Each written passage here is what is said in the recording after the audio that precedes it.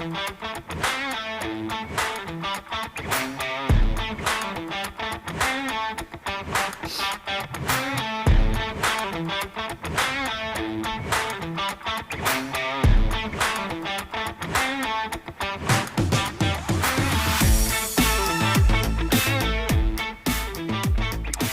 friends. The Preferred Experience Podcast, episode 19. Hitting you right in the face today. Millzer, today we got a guy on the show who is a father, a husband, an international traveler, an entrepreneur, a connoisseur of jam band music, and one of the funniest people and the kindest-hearted people you were ever going to meet in your entire life. And I know that limits it down to like 4 or 5 people in the world, right? But today's guest. Talking about that guy? This guy over here. Okay, all right. Guy. If you say so. I'm talking about Eugene Allen Sedgwick. Gene Sedgwick. Welcome to the Preferred Experience Podcast. Thank you very much. Man, you gotta have to sit up closer to the mic, otherwise nobody's gonna hear what you're saying. And I'm telling you, man, people want to hear what you got to say today. Another Prattville great steps into the Preferred Experience Podcastatron 5000 today, and I'm glad it's you, man. So welcome to the show. Glad you're here. Tell us about what life is like for you right now. Man, it's great. A little chaotic, but doable, you know. Have 4 kids, a wife, and full-time job, employees, the whole 9 yards, everything that can provide you just a little bit of stress in life. But Yeah, a little bit. Also, you know, the stuff you don't run from in life. So we're very blessed. We're just moving right along and trying to feed these kids. So I got to stay busy. Yeah, it's not easy feeding 6 at a time. But you know, you've come in a very, very long way in your life. You're born and raised here in Prattville, right? That's right. And you know, from early on exploits to where you are today. I mean, your story is one that we've been wanting to chronicle on the Preferred Experience for a long time, and I'm glad we got you in here today. But I want to start in 2007 when life really started to change for you, because that's when you married Jessica Sedgwick. That's right. Yeah, she was definitely a turning point in my life. That's correct. And you know, the 3 men sitting at this table right now, you, me, and the Millzer there, we've got some great wives. Yeah. Millzer's wife, Amy, my wife, Jen, your wife, Jess. I mean, these women keep us on our toes. No doubt. They keep us scheduled. They keep us striving to be better. I mean, Keep us spelling correctly. Exactly. In my sense. Exactly. Or posting correctly. You know, like or do not post. Yeah, that's it. I mean, if one thing Jennifer is for me is a Facebook stop guard. Like, what are you about to post? Let me see that. Can I post this, baby? No, don't post that. Do not post that. Why not? Well, here's why. Why. X, Y, Z is why. Oh, I didn't think about that. You're right. Yeah. You know, they have like a sixth sense that we don't have when it comes to that kind of stuff. Guy's first instinct is to go ahead and get it out there, get it off your chest. But 9 times out of 10, it's probably better just to sit back. Behind every good man is an even greater woman, and we're all living proof of that in here in this room. That's right. So, my wife and your wife have worked together at the Y for many, many years, and that's how you and I met. Actually, That's right. 2009 at the YMCA annual board meeting in the gym at the Bradford branch. Jen and Jess are sitting together, and so naturally we're sitting next to them. You come over and you say, "Hey, you're Will, right?" I was like, "Mm-hmm. Who are you?" Yeah. Because I'm Gene. I'm Jessica's husband. It's like, "Oh, I heard about you." He goes, I remember the wedding at RTJ and everything." Like, yeah. And then you said, "Hey, man, some things have changed in my life, and I want to start giving back." And you work with the teens at the Y and the Leaders Club program, and I think I want to help work with the kids. Yep. And those were famous last words, brother. Oh yeah, the rest is history, right? Man, that's all. You're the right person to speak to that night. Well, I'm telling you, when you stepped up into that and said you want to have an impact on kids, want to give back, something happened to make you want to step into that role. Talk about the moment that that you went, you know what? I've got to change. I'm going to give back. I'm going to be a different person. Fill us in on that a little bit, because people need to hear this. Yeah, well, I appreciate you having me on and interested in my story. I hope everybody else can have a little light on it too. But growing up in Prattville, everything was absolutely perfect, I thought, until some trials and tribulations started happening with my mom, and she got sick, and basically started blaming the world for that, drifting off course, throwing away a baseball career, throwing away just about really everything in life, to be honest with you, and just running from a problem that was unescapable. Yeah. And didn't really know the right thing to do. I was not a godly man, and if I was a godly man, if I was godly, if I knew much about Jesus as I do now, I probably would not have drifted. I would not have drifted off the course, but I drifted off course. So 2014, I'm playing baseball, and I get the word that my mom's had a little accident and what have you, and things just completely went downhill from there. So I started running from that situation, and I met you in 2009 and started running from that situation in 1992. So we could almost round it to 20 years. Right. I feel like I've definitely lost at least that, but lost a lot of friends, lost a lot of family, lost a lot of time, lost a lot of brain cells, lost a lot of everything, just trying to run from a situation that was unescapable. But, in 2007, I met Jessica, and things just started turning around. I never really let a girl or a lady after losing your mom, you don't let women come back. I just didn't let girlfriends. Defense goes up. Yeah, I just didn't allow girls to get close, So I pushed everybody away. Every single beautiful, sweet woman that came into my life, and they were all kind. I love human beings. Came into my life, I just pushed them away, because once I started getting too close, I thought I was going to lose them. Yeah. So in 2007, I met Jessica, and I was like, oh man, she's great, and then eventually I started pushing her away, and shortly after that, I pushed her away. We broke up, had some things going on, and I realized that I probably made the biggest mistake of my life, and I got her. A few things happened in between, and I finally reached back out and kind of, bit my tongue, told her kind of the story about my mom, because I kind of kept it, and I told her I just wanted to spend the rest of my life with her, and the rest is history, right? So, that was 16 years ago, and still emotional about it today. Yeah, it's a deep thing, because I took for so long. Like I wished if anybody out there can get the message, life is gonna throw as many curveballs at you as it can. My curveball was my mom dying. Wasn't ready. Struck out on that one, but hit a home run with Jessica, and that was a blessing. And I hit a double home run with getting the Lord in my life, because I'll be honest with you, once I found out what He did for us and the story behind Jesus and just everything that comes with it, the love, the sacrifice, it just made me want to be a better man. And I do get choked up talking about that and about that only. Like, there's not a lot that makes me cry, but No, there's not much. that's definitely one of them. I feel like I'm a pretty tough guy when it comes to that kind of stuff. But, I'm okay with crying about that, because I know I know that's okay to cry It's about. real. Yeah. It's just real. Real men shed tears. I've shed quite a few in the last 48 hours. I know what you're talking about. So No doubt. You talked about this having an encounter with the Lord and really giving your heart to Jesus for the first time, and your mom's death kind of brought you to your knees on that, and helped you realize, because she was a believer. Yeah. And she wanted that for you, and now she sees you and she knows you have it. But I'll tell you, one thing that, to me, what I've noticed is we all have talents and gifts that God gives us.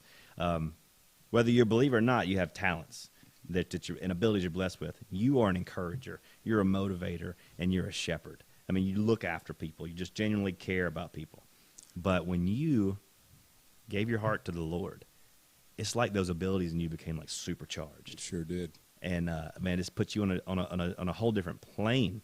And there's been a lot of things that have been thrown at you over the last few years that would cause the average man to run.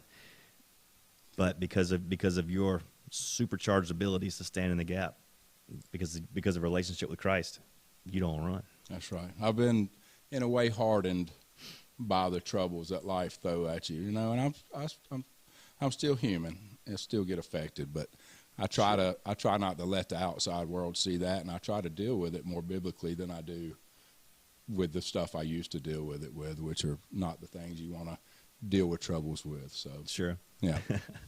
Well, shortly after you got married to Jessica, and shortly after, I guess while we had met in 2009, you were in the middle of trying to create a new business. That's right.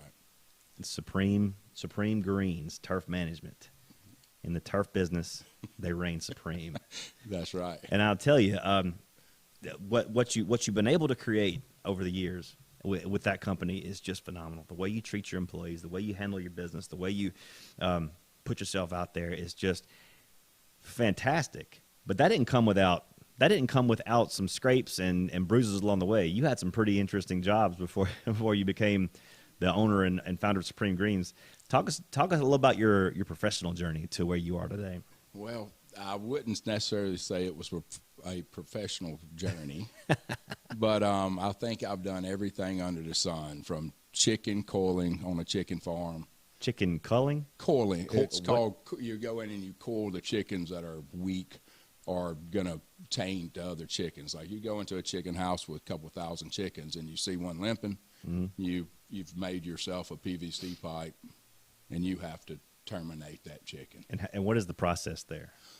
For me, not wanting to see anything suffer, I tried to do it as painless as possible. So you just whack it with the pipe? I made a PVC pipe with a pretty heavy tip on it where I just came right over top and try to end it with one lick. Dang. But you had to coil them. That was my job. Mm-hmm. I went into a chicken house with 1,000 chickens, and they said, if you see one gimped up or limping, you got to. I was like, really? That's my job? And it's like, yeah. I was like, okay. It kind of sounded like a joke at first, but that was my job. I coiled sick chickens. That is some Mike Rowe Dirty Jobs episode stuff. And it was not it was like your boots would hit the demon, you'd take your boot leather off. It was like. It gets funky in there, right? It was funky in there. And where you took the chickens was even funkier, but we won't get into that on this podcast. That's the second worst animal control story behind Chip Powell and maintaining the horses at the vet school in Auburn when they had to dispose of them. Oh, the dead horses. That's a little bigger. Chainsaw and 55-gallon drums. Oh boy. Yeah, I have that sounds pretty bad. another animal disposal story that I run off on a tangent. We'll get back to this in just a second. But I have a friend who's a cattle farmer north of here, and when he was younger. Before when he was, I think he was still a teenager, actually, young teenager. And his dad ran the farm. He said, "There's an old cow out in the field, just laid down. It's not getting up. You got to go put it down. Take the 4-wheeler, take the gun, go put it down." So there's a big gun to put the cows down, and there's a little gun. There's a 22 sitting there. He grabs the 22. I don't know if you know anything about 22s and cows. It takes a lot of 22 shells to put a cow down. so he rides out to the cow. I mean, sad that he has to do it. Takes his little 22 and puts one right in the skull, and the cow just starts shaking. So he shoots it again, and he starts shaking again. Shoots it again. Shot it like 28 times. Oh, my God. And the whole time he's just squalling like, "Oh God, please die! Why won't you die? This is I mean, it's the saddest thing I ever heard in my life." And finally, after about 30 rounds, the cow gave it up. But it was the worst thing I've ever heard the kid go through. But he's better for it today. He knows not to use the 22 to take down a cow. Yeah, well, something about my entryway into the chicken coiling business, I knew my weapon had to be superior. Right. I did not want them to suffer. I didn't think a small weapon would work, so I did the heaviest, and I did not allow a chicken to suffer. It was quick and painless. I thought it was a terrible job. But it's a job that it takes place at every chicken farm in the United States. That's crazy. So it was 6 different bays of 1,000 chickens. So I had to go in one, do my coiling, take them in a bucket, so on and so on. But that's one of the weirdest ones I've ever had, but worked a few throughout life. Yeah, wow. So chicken coiling to Supreme Greens.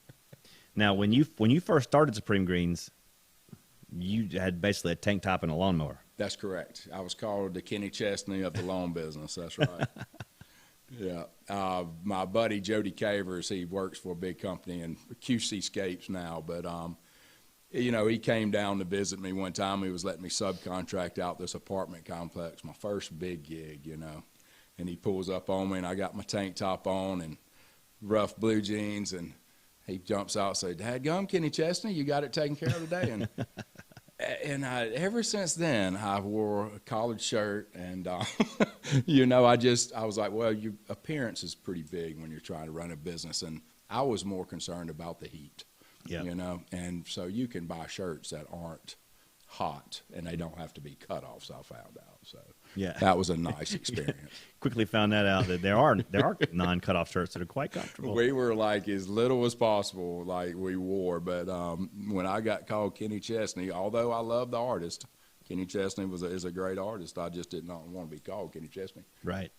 So never again did I wear a tank top to work. I even had tank tops with Supreme Greens logos on them.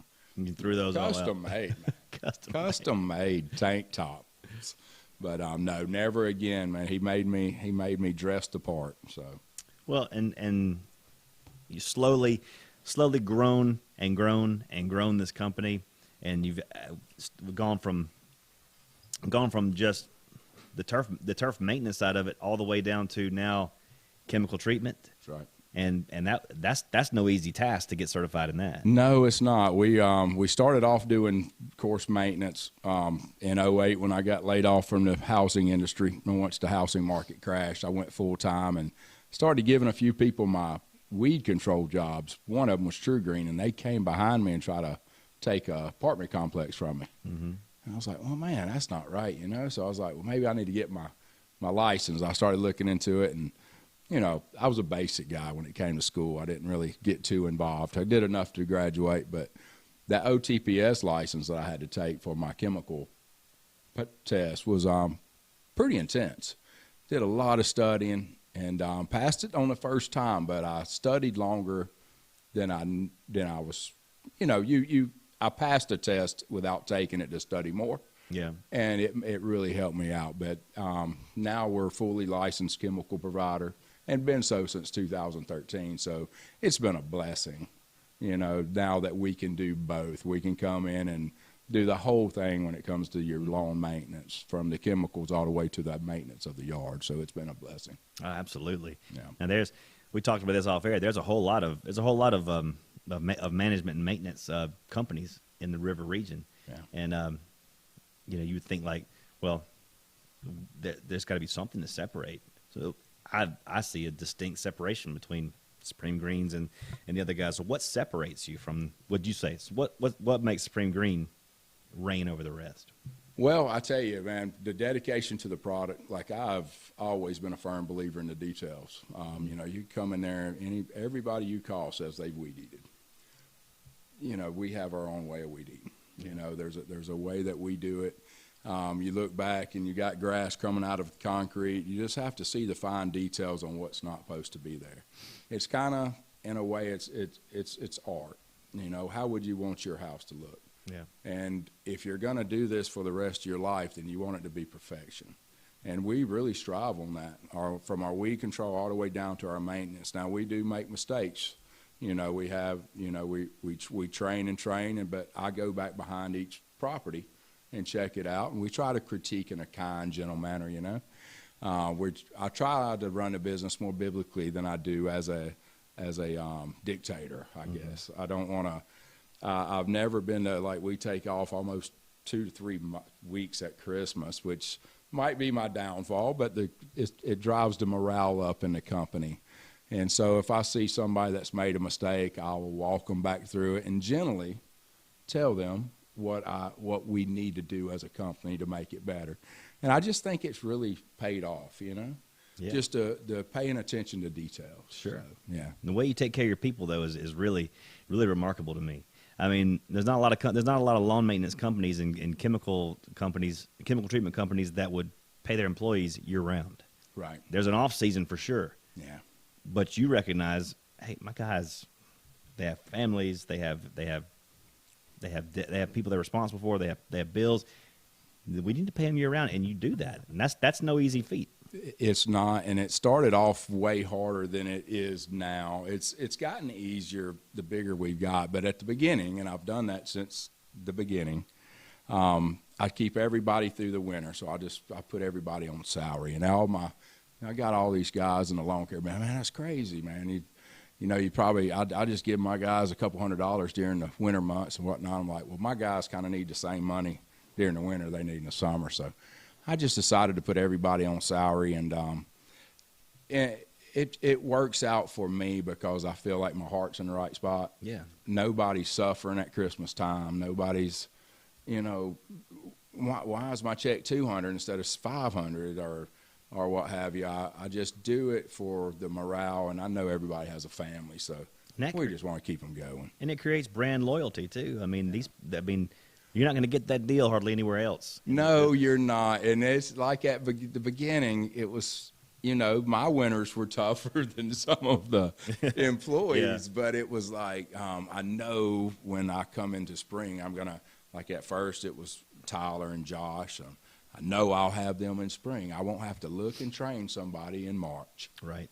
So I'll be a little light going there. So from 2009 to about 16, 17, it was tight, and it's still not like, the money trees in my bedroom or anything, but it's gotten more comfortable because I know I'm doing the right thing. Mm-hmm. And our clientele's increased, I think, because we're such a kind company. We care about customers, we care about people, and I think it just has helped us tremendously. Well, there's no question about it. The proof's in the pudding, as they say. I mean, it's a testament to a guy that sees it for more than just a company, dollars and cents. It's people that make the difference, and you see that, and it shows. One thing that I've also known about you is that what you see is that you see people. We talked about that. You see people, but for what they are, you love people, love helping people, and that parlayed into helping people not just here, but helping people all over the world. All over the world. We've been so many places together. We're going to get into that in just a second. But Supreme Greens was, at the time, when you started it, we talked about this just off air. When you started it, you didn't know where it was headed. You were going into business. And that's a big step. And the Lord has got a plan for this somehow. We don't really know what it is. Then you have two babies. Little Taylor, then little Jesse, who my little Libby is going to marry one day. Oh, yeah, for sure. You ask them both. Oh, gosh. Yeah. Well, I'd say this. Jesse told her the other day that if he didn't know Libby, that he would want to marry Jennifer Ortega. That is the person that plays Wednesday on the Netflix series. Oh, my gosh. The stuff that comes out of that kid's hilarious. Such a cute kid.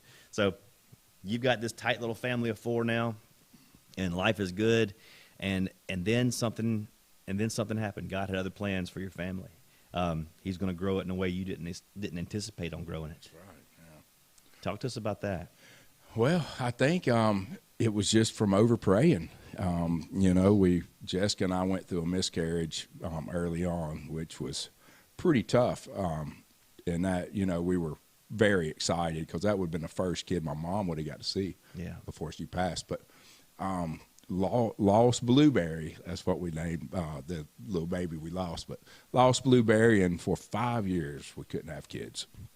So it was like, I don't know, it was kind of hard. You'd go to church and they would have the baby dedications and stuff like that, and you just roll with it, and I know Jessica was, I take things, I don't know, like I said, I'm not a hardened I'm hardened by some of the things in life that it throws at you because I learned from probably the worst thing when your mom dies. So I try not to let it just eat me. I was like, one day it's going to happen. But it was just a never-ending story. It's like 5 years later. And then, so we do a lot of praying. God, please let us have, when it's time, just let us have children and whatnot. And so, God being the comic that he is. Great sense of humor. I think once we had Taylor, we had a family of 3 and everything was rocking and rolling. Then we had Jesse, and we moved up to a place on County Road 4, and we ran into Caleb and Katie, who were 2 young kids who needed love. Yeah. And we took them in, and see, I guess it's more than just my mom. So yeah, I guess I'm an emotional guy now. I guess that's okay.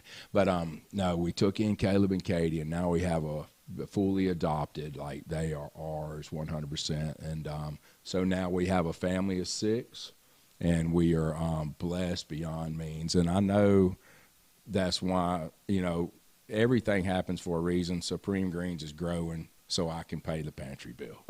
They eat you out of house and home. I mean, the pantry bill is, the pantries get stocked every Friday because of Supreme Greens. And we need it because 6 people eating out of the pantry gets pretty hefty. Yeah, absolutely, especially when 2 of them are teenagers. Oh, gosh. Right? Yeah, little Caleb, he's trying to grow, so it's not little Caleb anymore. No, it's not. I worked out with him yesterday, and him and my Caleb went to the gym with me yesterday, and that dude is getting strong. He's getting strong. Really strong. And they're good kids, man. They're good kids. They just needed love, and they got it, and they appreciate it, and we appreciate them. And, it's not easy. None of it is. Even just 1 kid's not easy, 2 kids not easy, 4 kids not easy. Life's just not easy, but it's doable, and it's rewarding. So we just keep on niching, knocking away at it, man. It's really amazing, man. And those kids have just grafted right into your family, and wouldn't really know. I mean, people actually say they look like me. I don't mean to interrupt you. No, they do. I was going to say they start to look like you. Yeah, I mean, Katie's tall, like Jessica. I mean, so. They say, "Oh, your boy looks just like you," and I just go along with it. Yeah. So sure does. Yeah, it's awesome. But man, I admire you so much for what you're doing, for how you're raising that family. A lot of people would say, you're bringing in 2 older kids that are older than your own kids. That's so dangerous. But you had counted those costs, and those kids have been you had been loving on them for way longer and taking care of them way longer than before you had actually adopted them. It was already a family pretty much before the adoption. It was no choice. Yep. When the Lord puts something in front of you and tells you to drink this cup, you drink it. Yeah. And you did. And I mean, that was a scare, like, how are we going to pay for all this? But the Lord has provided. It has. The Lord has provided a way all the time. He always provides. That's right.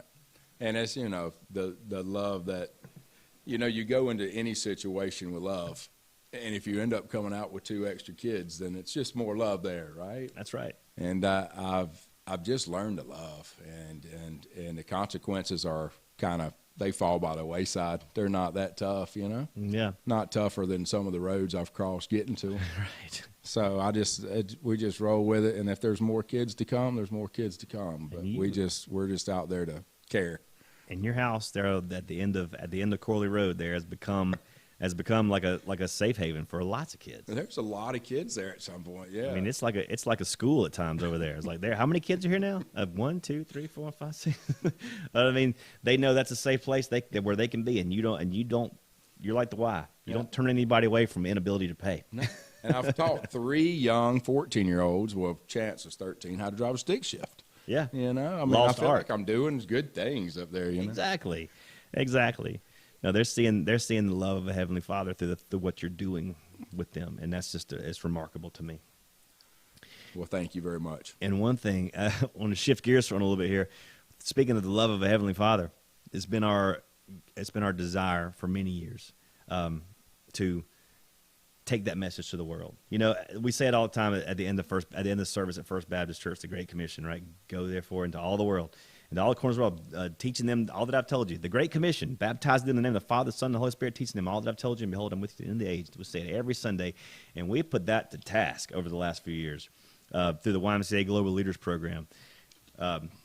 In just a short 8-year window, we've been to Armenia, we've been to France, we've been to the Czech Republic, we've been to the country of Georgia, we've been to London, we've been to Germany, we've been to Colombia, and multiple times. And every time we go with the Global Leaders Group, and we haven't been since COVID, Lord willing, doors will open up and let us go again soon. Yeah. Because when you travel the world with a group and you're proclaiming the gospel to people, it changes you fundamentally, right? And all you want to do is go do it again. That's right. Go do it again.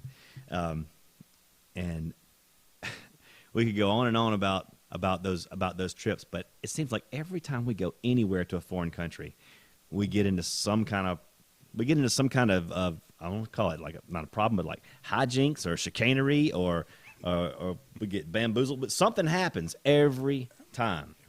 And I would like to start this foray into our international travels with a trip to the country of Armenia.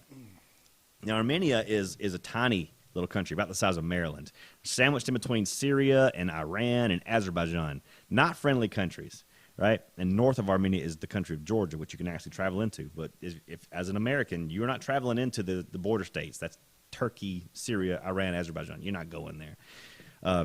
But the people in Armenia that we encountered there were just wonderful people. They're warm. They're hospitable. You don't understand a word of what they're saying, and they understand very little of what we're saying.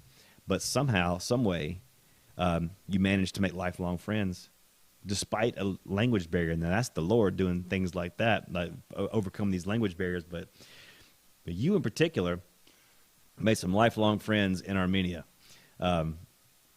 One and the one the name that always sticks out is the name Vanush. Vanush. And I'm gonna key you on this in a minute. I want you to take it from here. But we're standing out. The whole global leaders group is standing out in the middle of the Armenian national square. And This is on the second trip.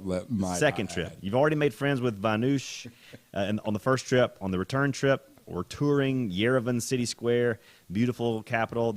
And you got to remember, Armenia is a former communist state of the Soviet Union, and so communism fell in 1992 there. I think it was 92. So they've had a very short window of capitalism. So most of the cars in Armenia are still quite old. They're like Yugos from the 80s, little boxy 4-door sedans about as big as this red table we're sitting in. And we're standing there. The cars are just going everywhere. There's no real rhyme, reason, traffic. They're just zoom in and out of the back of this traffic jam. This white Yugo comes ripping around the corner and does like a donut right in front of us and like squeezing it, parallel park right there. And they jump out of the car and they grab Gene. Gene was kidnapped from us in Armenia. He was kidnapped. We didn't know what to do. All we knew is that they had thrown Gene in a car and they drove off. And we're all standing there watching the car drive away. And I looked over to Rima, who's one of the Armenians that spoke English, and I was like, "Do we know them?" And she goes, "I think so." I said, "Do you know where they're going?" "No." "Do you think they'll bring him back?" "Probably." That's all we knew. We don't have international phone plans. We're in the middle of nowhere. So you were kidnapped in Armenia. Take it from there. Well, I tell you, first of all, I don't think I was manhandled and thrown into the car, but that was a good lead into that. But the sliding into the facility that the group of children that we were escorting through this mission trip, that's pretty close to accurate. But Didn't know a Yugo could do 70 miles an hour. it was actually, I thought it was a Mercedes. Was it? Older Mercedes. Boxy. But still, Yeah. boxy. Boxy. But my buddy Vanush that I had met on the first trip to Armenia was the leader of that posse that grabbed me and took me to their fine Georgianian restaurant in Armenia that nobody could speak to me, but they smoked a bunch of cigarettes and blew it in my face and laughed, and we laughed. And it's like you say, it has to be in order for us to understand each other has to be biblical. because Vanush and I we have no idea each other's language, but we understand each other through the basic of 4 to 10 words. And it's very nice. But Vanush is a young man over there that he does not even have enough money to leave Armenia. Right.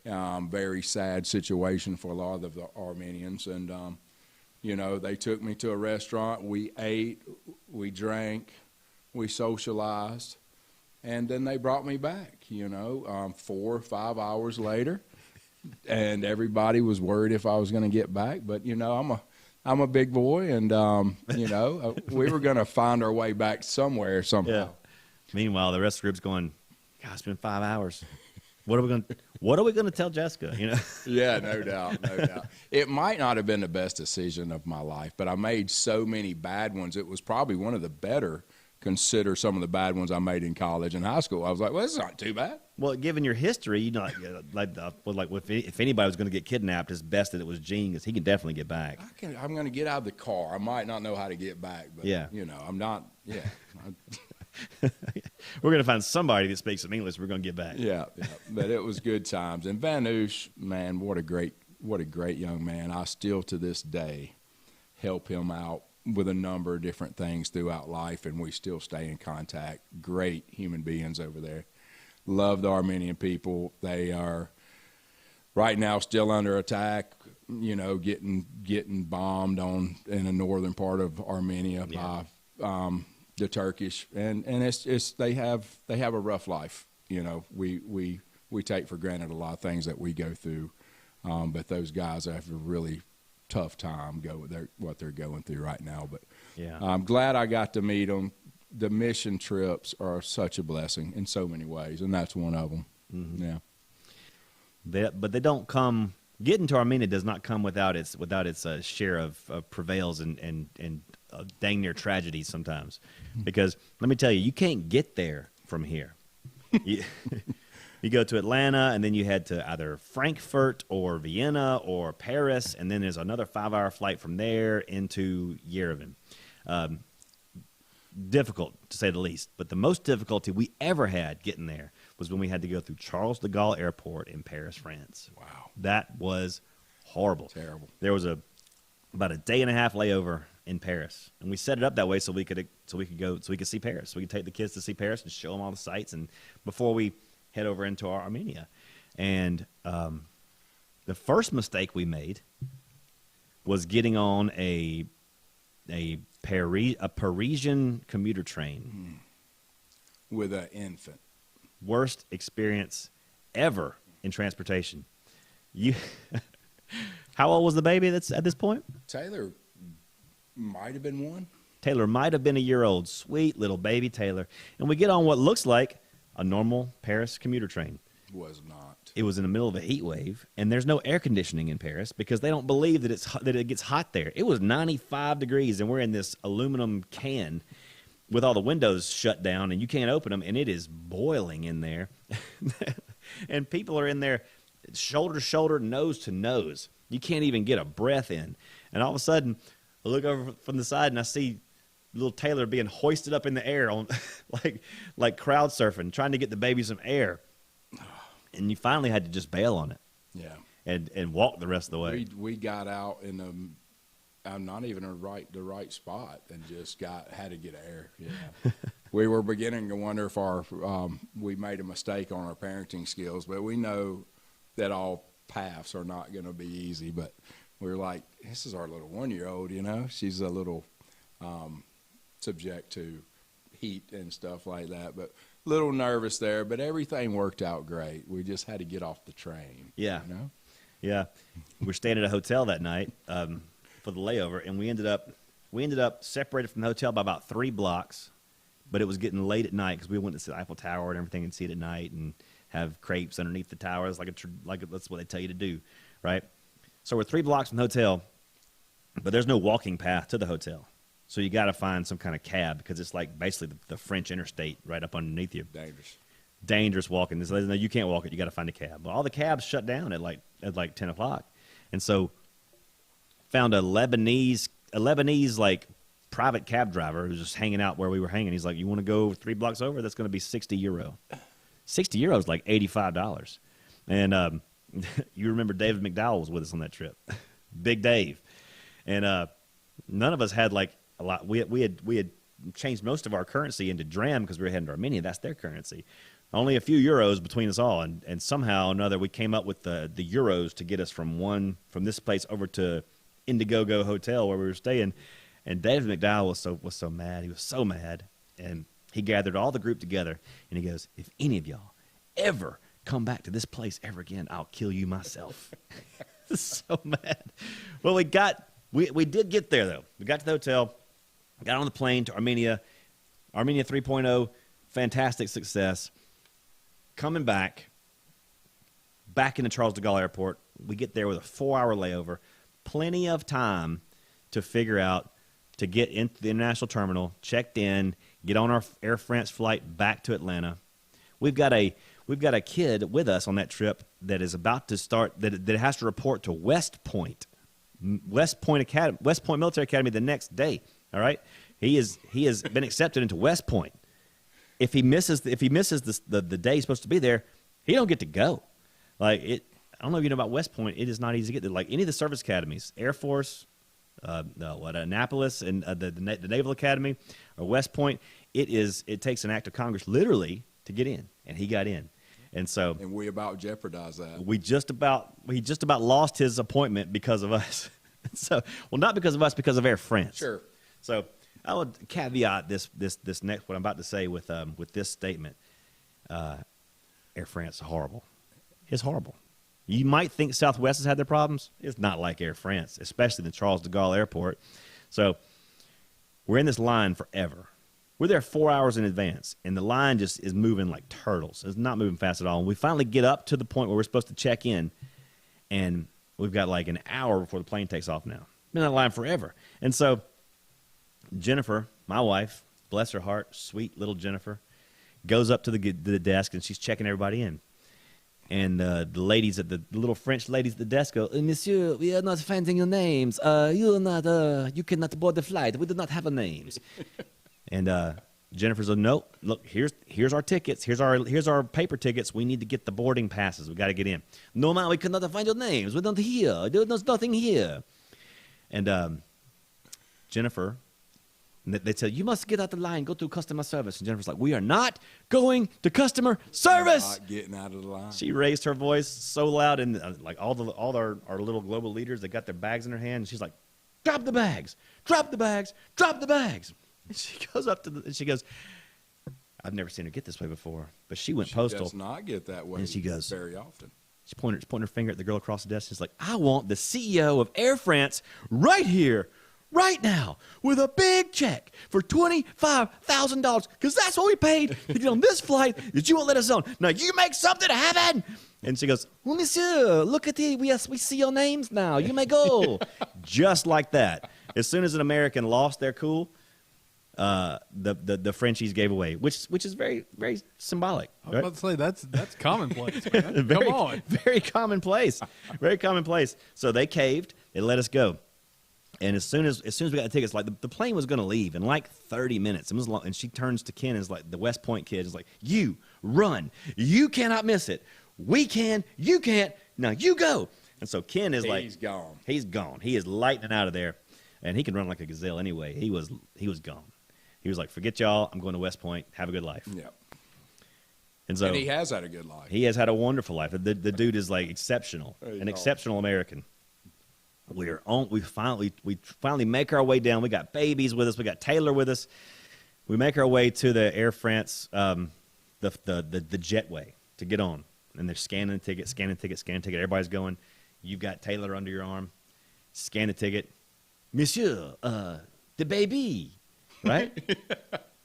She cannot go. She does not have the boarding ticket, and. You did the coolest thing I've ever seen anybody do in an airport.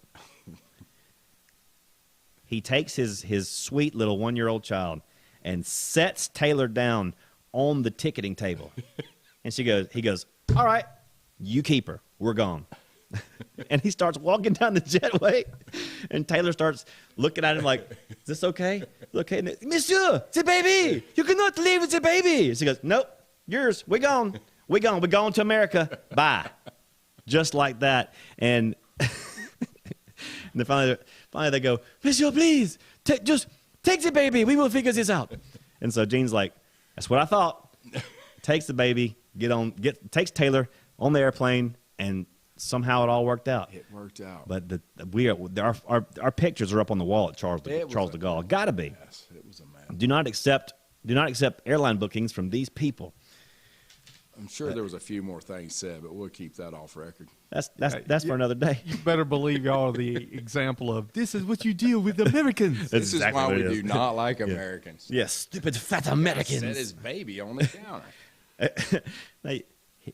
To be truthful, everybody, he wasn't going to leave the baby. Was never going to leave. But he knew that was going to prove a point. Like, we are leaving. Yeah. You cannot keep us here. We're Americans. We're going home. Going home.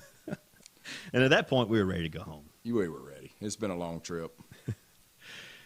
Then we had a layover on one of our other trips in London. Beautiful, jolly old London. And the Diamond Jubilee year, where they're celebrating like the Queen's Diamond Jubilee, whatever that, I forget what that even means, but it was a big deal. And we had no sleep on a red-eye flight over to London, and we go straight from the plane onto a tour bus where they're going to take us around and show us the sights of London. And we had We were all sleeping. We had a sweet little tour guide named Vicky, and she had this sweet little British accent. Hello, everyone. Thank you for coming. My name's Vicky, and it's a pleasure to be your tour guide. And we're all just sacked out in the bus asleep. And she's God bless her. She did so good. Jennifer kept nudging me, like, stay awake. I was like, I can't hold my eyes open. And I looked over at Gene, and Gene and Jessica are head on each other's shoulders. They're trying to stay awake, too. Every time the bus stopped, we wake up, get out, walk around. But there was one particular incident that let me know that Gene Sedgwick is a shepherd of people and a respecter of women, and does not take kindly to you disrespecting a woman ever. He brings this up at many social gatherings. It was such a great moment because, well, here we are in London. We step out. The bus parks. I mean, there's people everywhere. We step out off the bus, and as soon as we step off the bus, Vicky's the first one off. Sweet little Vicky, the first one off. Sweet Vicky. Sweet little British Vicky. This cab driver pulls up, another cab driver, in an authentic yellow cab, and he is Arabic, full on. And he's got the head wrap and everything, and he gets out and he is just berating tour guide Vicky, berating her about how she can't park here, and it's not even in English. It's in his Arabic tongue. And Gene is walking off, and he hears this, and he turns around and looks and sees Vicky going. She's like kind of intimidated by this guy. He's bullying her, and Gene steps in between the two, and points his finger at that cab. He goes, "Hey, you don't talk to women like that. And you go on and you get in your cab and you get." And the guy looked at him like, "I don't know what you're saying, but I think you're angry." And Gene's like, "I'll ask you again. Get in that cab and you go. You get." He got in his cab and he left. And next thing you know, Vicky is like hanging all over Gene, like, "Oh, you are so great, Gene. You are so great, Gene. I thank you so much for what." Well, she's British. "You're so great, Gene. Thank you so much for what you're doing."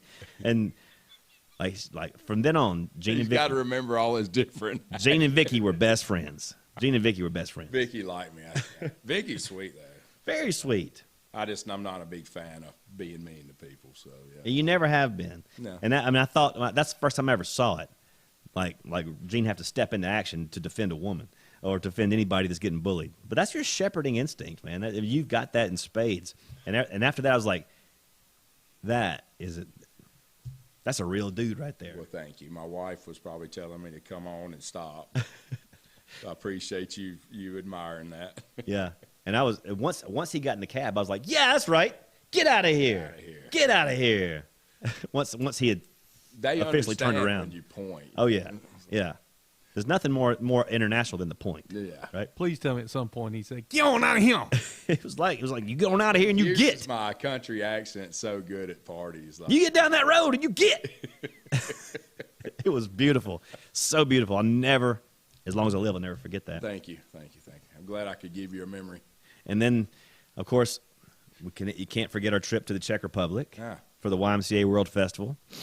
there was very, very poorly organized on the people of Prague's part.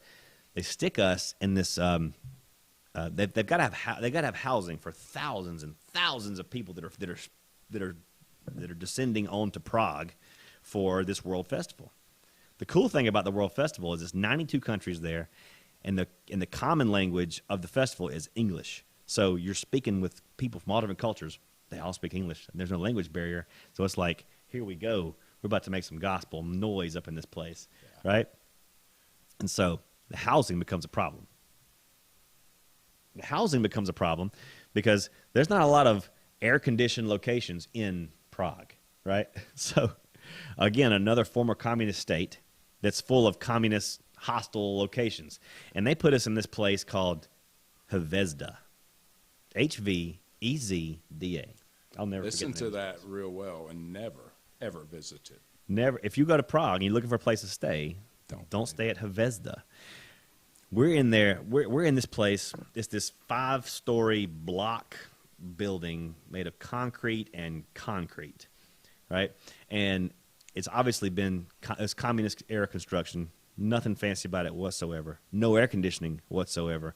And it is a heat wave in Prague. Again, another heat wave. It's like 90 degrees. We hot. brought the heat waves, yeah.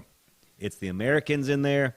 It's the Armenians in there. It's the Icelanders in there, and Swedish and the Swedes in there. And now let me tell you something about the Icelandic people. They don't deal with heat. They don't have heat. They don't know heat.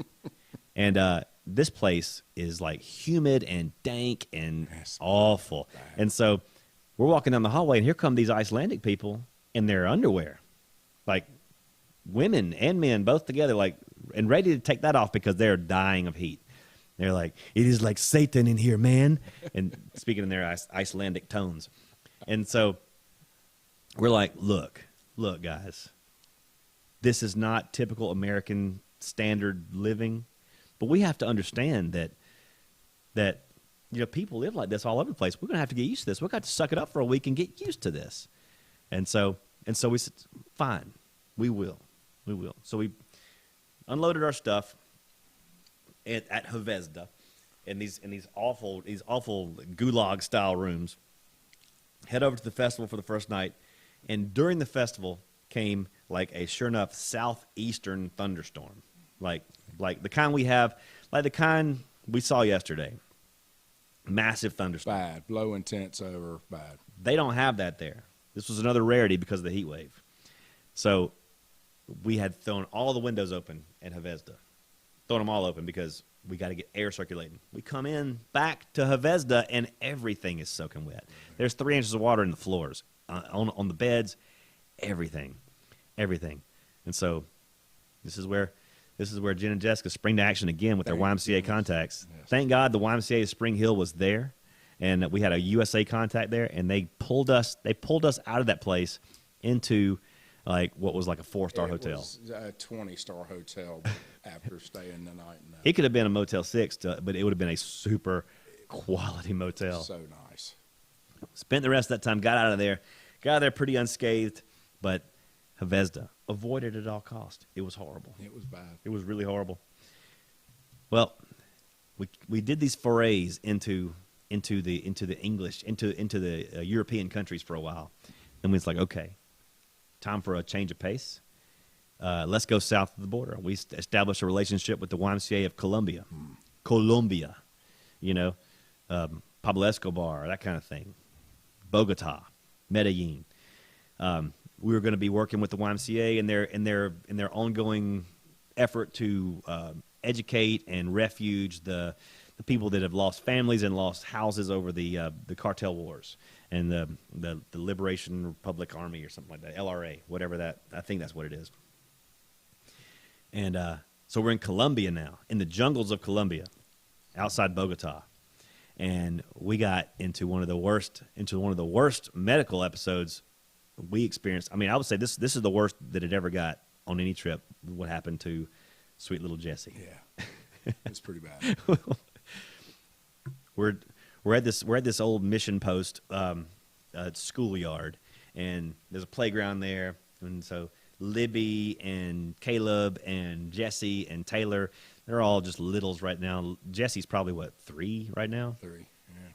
They're all they're playing on the playground, playing on the jungle gyms. What we didn't realize is, like, okay, Columbia doesn't have the ADA and safety fall standards that we have on our playgrounds here. There's no rubber flooring. There's nothing.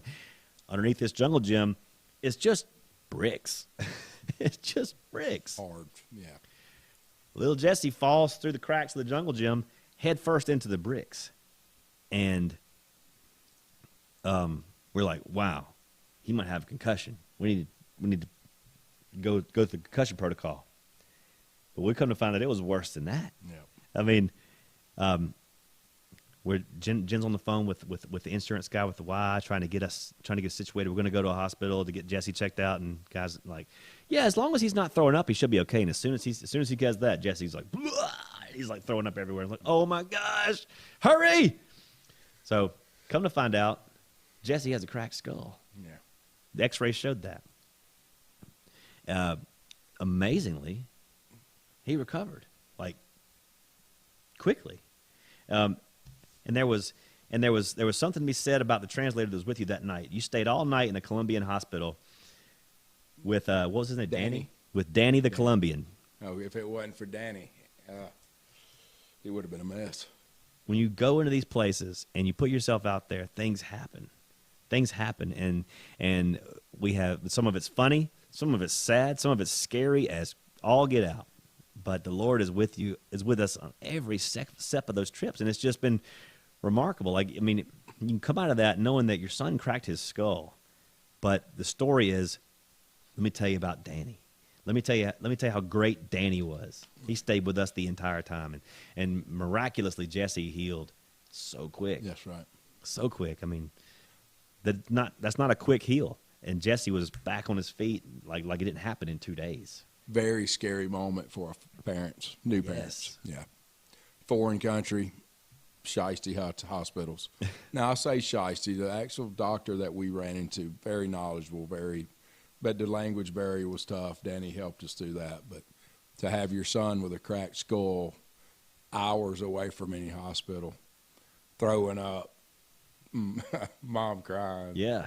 It was rough. Yeah. But it was, mission work isn't easy. No. It's rewarding. But the end was the reward. Yeah, we in those moments when that's happening, you're like, I'm never coming back. what are we doing here? We should never have come. We shouldn't have done this. I told you we shouldn't have done this. Why are we so far away from a hospital? Yeah, and then we shouldn't have put our kids in this danger. But the stories that our children have now from coming through that, Right. I mean, they've seen things that most kids our age may never see, as even all through life. It gives them a fresh perspective about what need really is, about what suffering really is, about how good things really are here. Sure. Even though sometimes we want to complain about how things are here and how much things cost, it ain't like that everywhere else. No. This is the highest standard of living the world has ever known right here in this country. Yeah. And I don't know, just get a fresh perspective of how blessed we really are to be living in this country and having the people around us that we have around us. That's a fact. Well, Gene, we've covered a lot of bases. Yes, sir. Covered a lot of bases between here and there in the last hour or so. But man, you've just been such a good friend to me, and I wanted to have you on here because the stories that you have and the story that continues to be unfolding in your life is something that just blesses the pants off me and so many people that hear this. So I mean, I just love you, man, and I love you too. I'm excited about what's in store for you, about what's coming up next for you, and how your company continues to grow and how you use that to honor God with all that you do. Thank you. And all that you have, and God's just going to keep giving it back to you. Yes, sir. So now I'd like to treat you with something that every guest of the Preferred Experience podcast gets. Okay. And that is a trip down Poetic Justice Lane with Chip Powell. Now, this is a classic Chip Powell Poetic Justice Minute today. I'm going to let Millzer introduce it. Yeah, just an old classic of Chip Powell's. It's hunting season, so if there's the one thing that would deter Chip from making his poetic regular rounds would be deer hunting. Well, let's just be honest. That's that's the one thing that drives the man. Which that's really what he's really doing. But what he's really doing is sitting in that deer stand with his little journal. And writing, constantly writing poetry. You ought to see this little book, folks. It's amazing. I mean, he says he carries a gun out there. I think it's just more like a pen. It's a pen. It's a pen Because and a journal. I never see him on Facebook with a picture of a deer No. that he's killed. Everybody else goes with him, kills one, but Not him. Chip never does. He's got his little layer of poetry. So I think it may be a front. It may be a front to you. Some of the most peaceful places are in a deer stand. So maybe That's correct. That's the poetry. Well, for you, it's a duck blind. Yeah, maybe. But anyway, with that said, we just got us a classic Chip Powell episode of Poetic Justice. All right. Welcome to another episode of Poetic Justice. I'm your host, Chip Powell.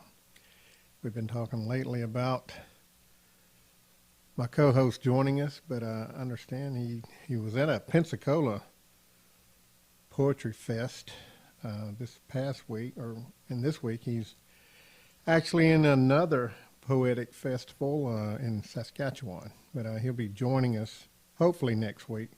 The guy loves poetry, and that's what Poetic Justice is. It's a celebration of the beautiful art of poetry.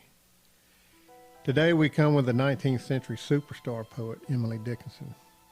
I know y'all all think you know who she is, but I'm going to break it down the way that we do on this show. The name of it is, it doesn't sound, when I announce the title, it doesn't sound exciting. And again, I apologize before I get started. This is another dark poem. And I've got to get away from the darkness. But my co-host is going to add to the light, I think so. But this is called, I Heard a Fly Buzz. I heard a fly buzz when I died. The stillness in the room was like the stillness in the air between the heaves of storm. The eyes around had wrung them dry and breaths were gathering firm for that last onset when the king be witnessed in the room. I willed my keepsake signed away, what portion of me be assignable, and then it was, there interposed a fly, with blue uncertain stumbling buzz between the light and me, and when the windows failed, and then I could not see to see. Now, the regular people like Donny, Burnett, and Will Barrett, and Stacy, Millzer, they don't have a clue what this is. All I can say is, wow. The famous opening line, fly buzzing around, is cool. It's cool, but yet the speaker in this poem is dead now. I mean, wow. And the speaker is telling about what happened to her on her deathbed. Now, we say her, but it could be a male she's talking about, but the speaker's a male. Emily usually, this is stuff I know, that you're learning here. Emily usually adopted a male voice, so listen, the point is moot.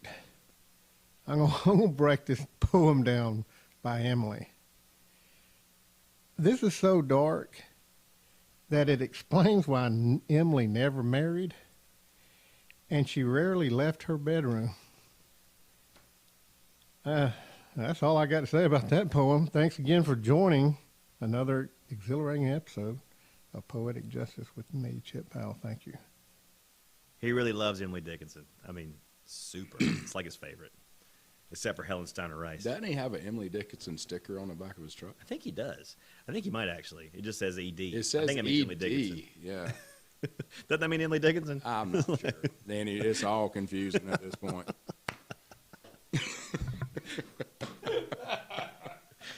Oh, man. All right.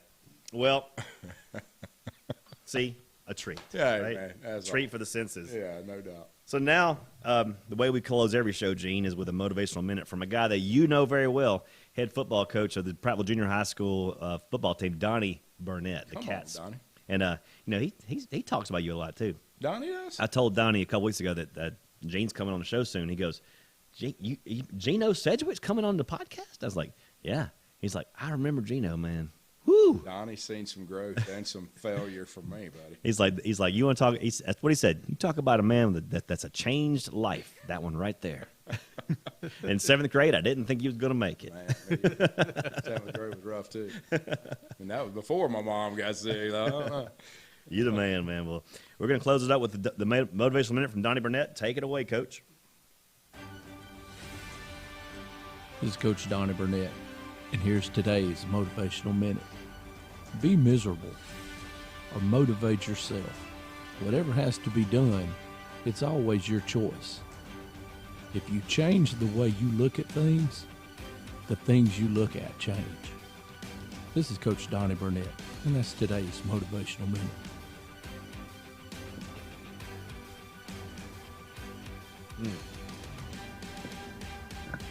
Man, if that don't make you want to run through a brick wall and tackle the day, then what does? I can't wait till tomorrow morning. Gonna get out there and kill it. Well, Gene, buddy, we love you. Thanks for coming on. Appreciate the time today. Yeah, thank you for your for story. We've had some good times over the years, and I know there's more still in store for us. Sure. Millzer, anything else to add? Bye. Episode 19 in the books. Preferred Experience Podcast. See you next time. We're out. All right, that's going to do it for this week. Man, Will, love you coming in, pinch hitting, and, dude, you hit a grand slam tonight. Well, expect nothing less from me, Daryl. I'm the best.